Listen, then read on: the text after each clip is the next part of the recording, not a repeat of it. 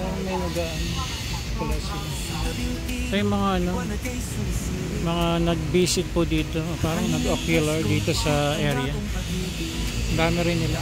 Nandito sila Secretary Jerry Acosta. Habang pag-asa ang iyong ayakap, hawak kamay sabay nating mararating.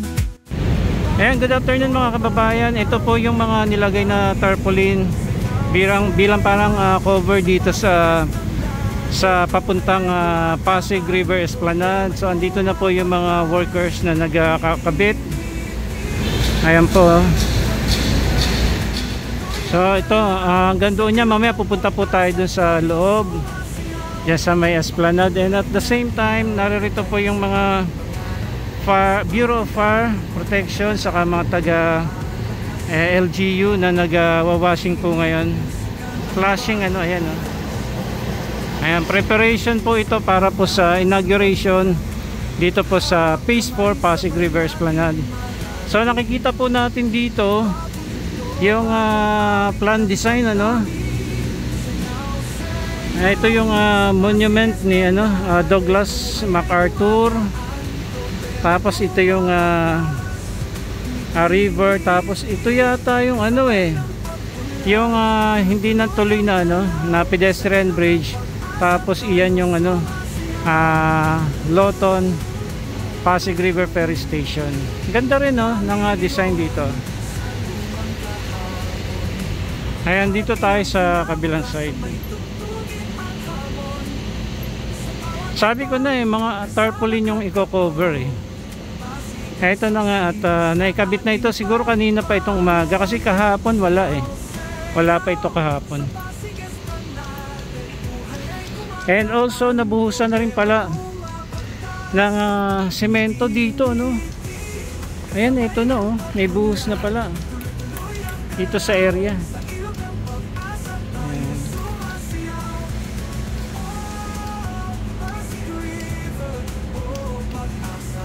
Eto na wow.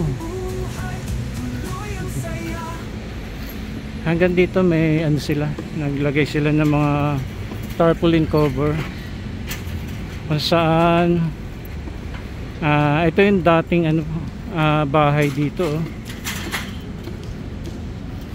Ayan, so ito po napasok natin ito before. Yan, itong residente dito po mismo sa kinatatayuan natin. Dito po yung mga 63 families na nanirahan dito ng 2 dekada. So na-relocate po sila no, nabigyan po sila ng pabahay sa Naik, Cavite. Ayan. Lakad-lakad pa tayo. Ito na po yung ating binablog ng ilang araw na no. Sa ngayon ay nabuhusan na pala. So sementado na po itong area. And yung mga puno, eto nilagyan ng ano rito, pabilog na ano, pinakaharang niya. So once again, ito po yung area na tinirhan ng mga ano, mga informal settlers. Ito may nakalagay din pala rito. Ito yung mga nanirahan po dito, mga informal settlers. Kaya na-relocate po sila sa Naik, Cavite.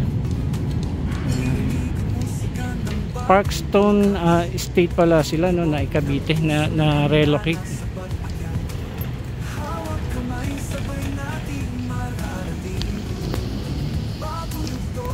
Kakatuwa naman ano.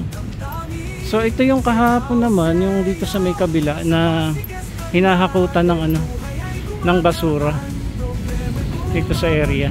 Dito lang sa may likuran. Eto, nahakot na rin po yung mga basurang tinambak dito. So yung kabilang side, ano po ito, property ng ano, bus terminal. Ayan yung approaching dyan sa may ano, Central Terminal LRT station. Doon naman yung pa ano, Carriedo.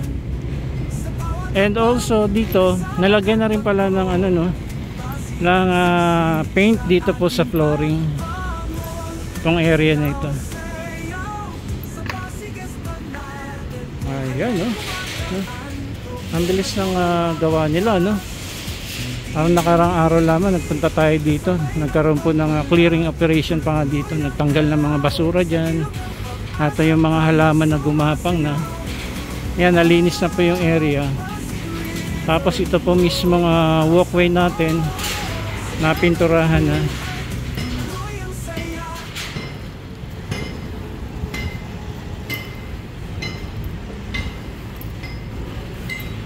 So ito naman yung way papunta dyan sa may sa may lalagpas ka dyan ng ng ilalim nito MacArthur Bridge, papunta ka dyan sa may likuran ng post office. So mamaya na tayo pupunta dyan. Tapos may ginagawa pa rin dito. Ito naman yung area.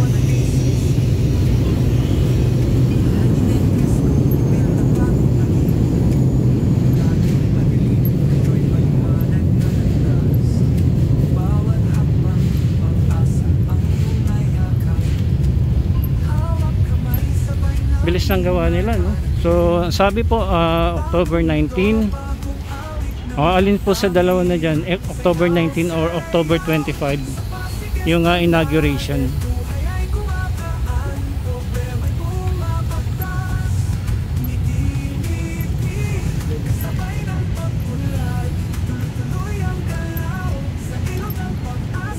Okay, so maya maya po diretso po tayo doon.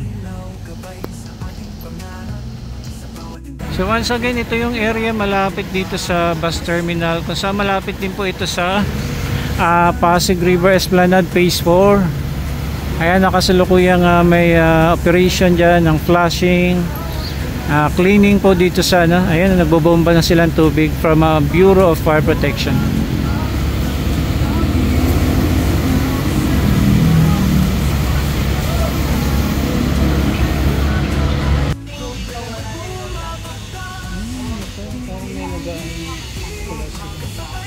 Ito yung mga mga nag-visit po dito, parang nag-ocular dito sa area. Dami rin nila. Andito sila Secretary Jerry Acosa.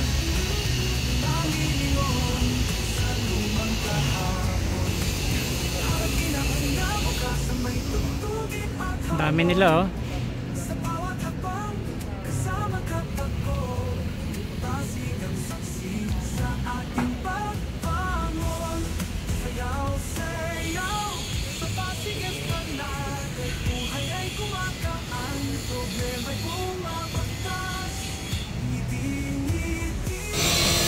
So ito yung malapit dito sa sa post office.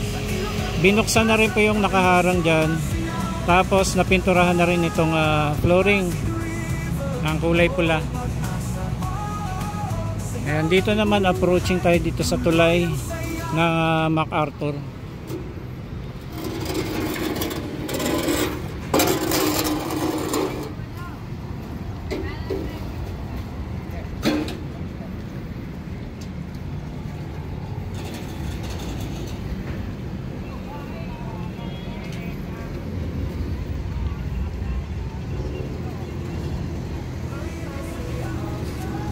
Napakita ko lang yung Ilog Pasig.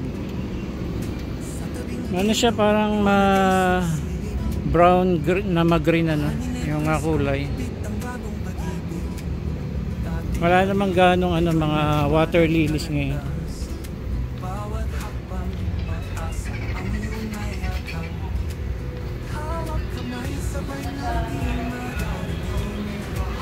Kahapon pininturahan po itong yung tulay, yung ilalim.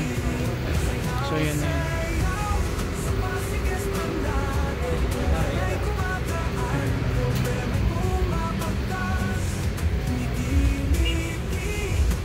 Okay, so maganda ito pag na-develop na tong area na ito. Ito yung area. Kahit dyan sa tunnel yan, pagka na-develop yan, ayos lang to, maganda na yan. Saka tagal na panahon na stagnant yung tubig dyan eh. And finally maayos na rin.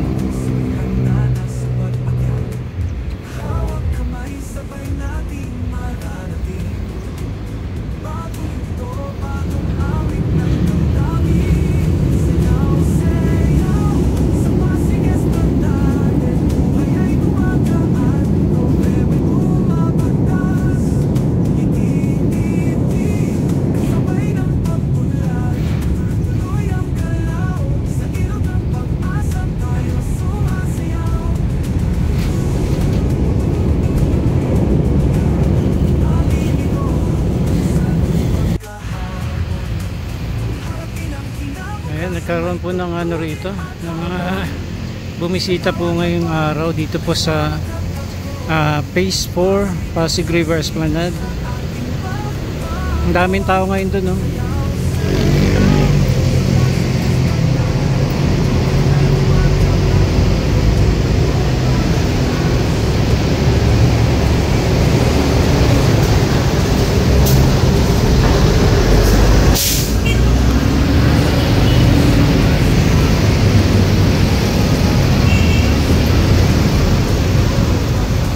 So, binuksan na rin yung mga ilaw. Ayan, o.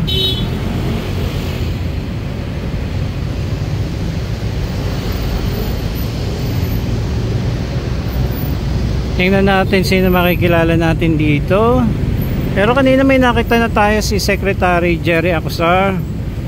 Tapos, from mga officers from LGU, nakita na rin po natin.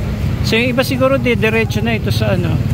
Okay, diretso na sila rito sa ano, sa Roseros Forest Park mismo. Ayan po sila.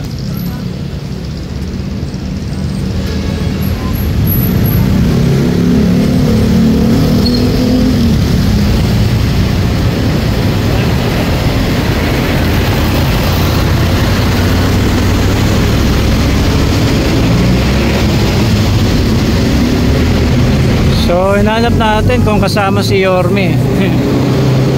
And kasi yung iba, mga taga lungsod ng Maynila, yung iba.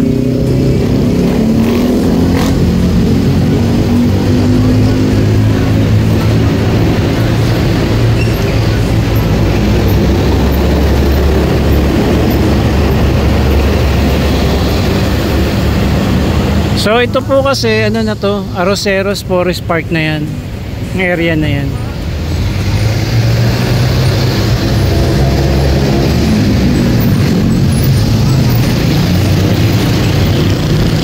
Parang may mga foreigner pa yun.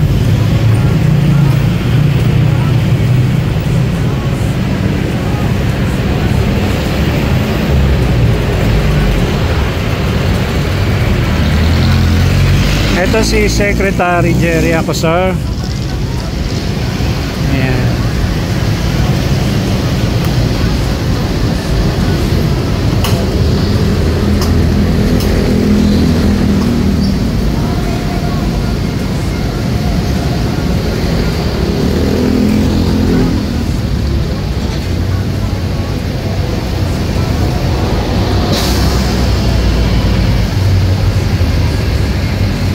So ang ganda na, oh. So, gandun pa rin pala yung ano, yung kabilang side hindi pa rin lalagyan ng pintura.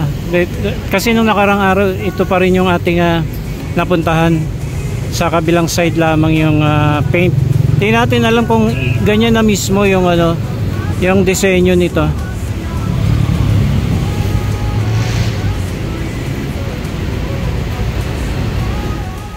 Once again, nandito tayo sa may Phase 4 Pasig River Esplanade, and ito po yung Quezon Bridge. Ayan po. Ito yung Ilog Pasig. Ayun po yung Ayala Bridge. Ayun po. Ayan, tapos meron dyang viewing deck, yung parang promenade na naudlot gawin, ano, kaya na-stop. So yung project na ito, i-connect na lamang yan dyan.